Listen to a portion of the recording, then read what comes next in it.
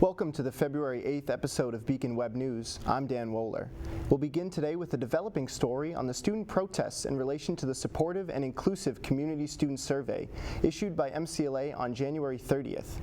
Students started to protest the survey after the results showed how 85% of the survey's participants were listed as Caucasian, while the races of the remaining 15% were unlisted.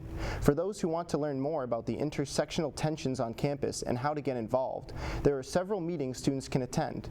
There is a strategic planning community forum with the Commissioner of Higher Education, Carlos Santiago, today at noon in Murdoch 218.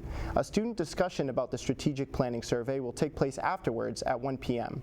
The Diversity, Equity, and Inclusion Task Force will meet this Friday, February 10th at 2 p.m. in Church Street Center. And as always, campus conversations on race take place on Fridays at 3 p.m. in Sullivan Lounge. This past weekend, MCLA students were also involved in protests in downtown North Adams against President Trump's policies. BWN's Sam Kniskern was there to gather people's opinions. Sam? Thanks, Dan. I'm standing right outside City Hall where people from all over the community have come together in protest. Students and faculty from MCLA joined the North Adams community in the frigid cold to protest Donald Trump's actions, policies, and rhetoric. Among them was Alexander Stewart, who spoke about the positive attitude of the protesters. Overall, the vibe is mostly positive, mostly uniting together for those who will be affected by this administration.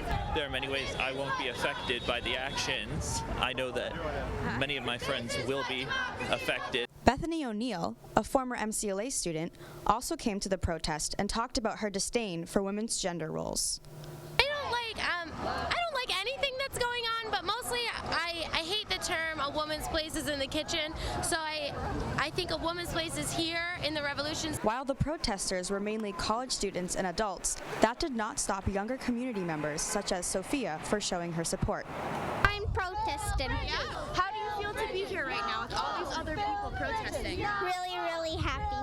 Organizer of the local protest, Marty Packer, explained what motivated him to take a stand and coordinate the event.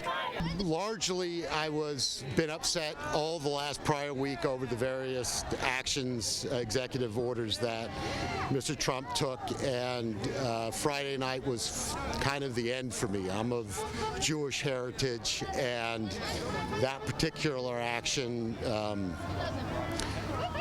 resonated deeply and not in a positive way for me. It reminded me the start of what happened in Weimar, Germany, and how that rolled forward. So I was incredibly upset and decided to come out here, frankly, on my own Saturday morning. And a friend of mine joined, and then Betsy joined me, and we put together an event just on Facebook to spread the news, and I'd say we have a pretty good turnout here. Some 70-plus protesters were in attendance at the peak of the gathering, and others who are in favor of Donald Trump were not afraid to voice their opinions. All these illegals are going to be trying to take your job. All these I never said it. refugees are coming here and getting a free education. You're right. Free. You said. However, the group challenging the protesters did not deter people like James Swinkowski from advocating for unity. I know there's been a lot of negative fear and negative emotions being channeled all throughout, and really we just have to stand together, all races, creeds, everyone, just try to work together. The turnout was great, and the message was even greater. Back to you, Dan. Thank you, Sam. Tonight, Wednesday, February 8th, Joanna Slater, a U.S. correspondent for the Globe and Mail, Toronto's daily newspaper, will speak about her experiences covering the global refugee crisis, and that talk will take place at 6 p.m. in Murdoch 218. The Multicultural Resource Center will host a soul food dinner tomorrow night beginning at 4:30 p.m. in the Centennial Room. The event is co-sponsored by Black Student Union and Student Development. The Identity and Gender Equality Resource Center will hold a campus community event tomorrow night from 7 7 to 8 p.m. in Campus Center 324A. This is a chance to make your own tea brew and get to know your community members. Senior Day for both the men's and women's basketball teams will be this Saturday, February 11th, with games at 1 and 3 p.m.